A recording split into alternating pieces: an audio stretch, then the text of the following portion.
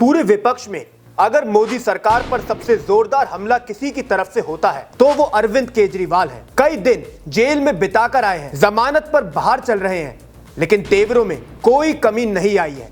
कहना चाहिए वो तो शेर की तरह दहाड़ रहे हैं। जेल से बाहर आते ही अरविंद केजरीवाल ने कुछ ऐसा कह दिया है, पूरी बीजेपी में खलबली मच गई है। एक बार तो हम भी सोच में पड़ गए, कहीं कोई बड़ा वाला खेल तो नहीं होने वाला।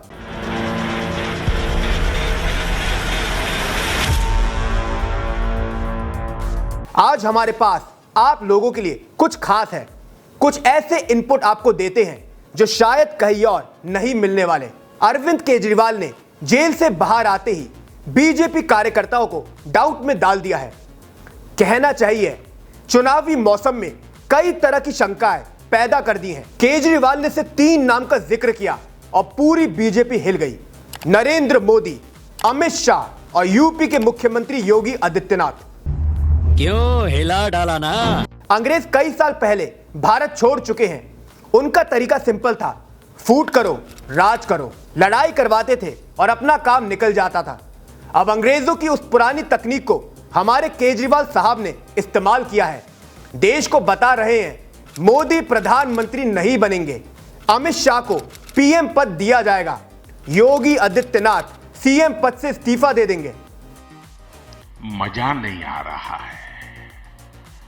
मजा तो डिटेल्स में है, तो सीधे केजरीवाल के बयान पर आते हैं। जेल से बाहर निकलते ही अरविंद केजरीवाल ने एक प्रेस कॉन्फ्रेंस की। उस प्रेस कॉन्फ्रेंस में उन्होंने कहा मोदी ने बीजेपी के कई बड़े नेताओं की राजनीति खत्म कर दी है। अब अगला नंबर योगी आदित्यनाथ का है।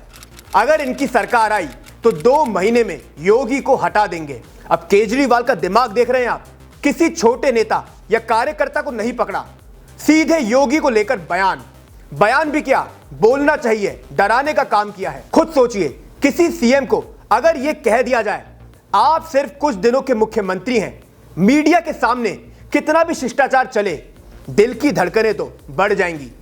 बहुत तकलीफ होती है जब आप योग्य हो और लोग आपकी योग्यता ना पहचाने।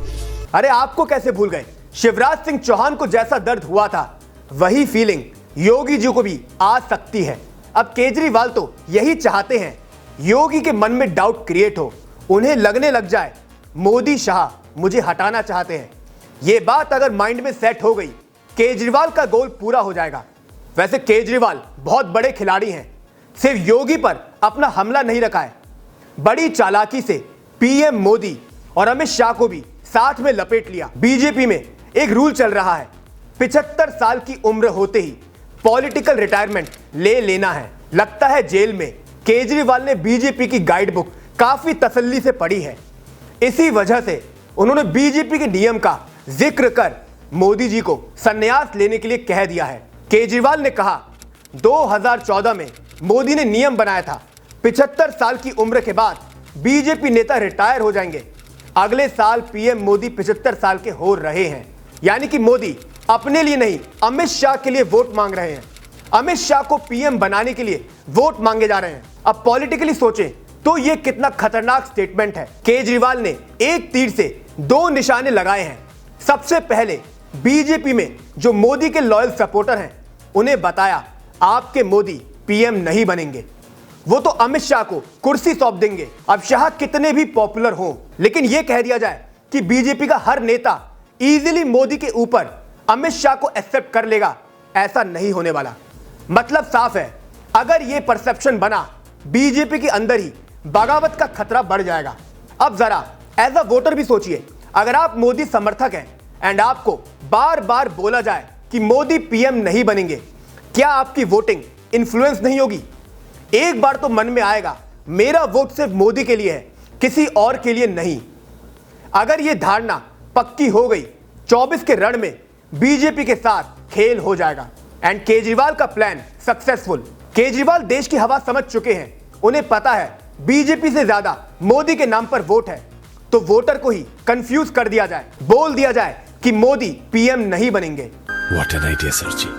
अब आइडिया सच में तगड़ा है, क्योंकि अमित शाह को सामने से आकर सफाई देनी पड़ी है। कह रहे हैं पीएम मोदी ही बने रहेंगे, 2029 में भी उनके चेहरे के साथ चुनाव लड़ा जाएगा। लेकिन ज्यादा बड़ी बात यह है, केजरीवाल के दावों पर अमित शाह को जवाब देना पड़ा है। मतलब साफ है, टू सम एक्सटेंट केजरीवाल की बात का असर बीजेपी पर एंड उनके वोटरों पर पड़ा है। एक पॉइंट यह भी है कि बीजेपी को पता है कि उसके कुछ नेता उससे नाराज तो हैं, सामने से ना बोले, लेकिन थोड़ा माहौल गर्म है। शिवराज हो, वसुंधरा राजे हो, रमन सिंह हो या फिर कर्नाटक के पूर्व मुख्यमंत्री येदियुरप्पा, सभी से सत्ता छीनी गई है, सभी को नजरअंदाज किया गया है।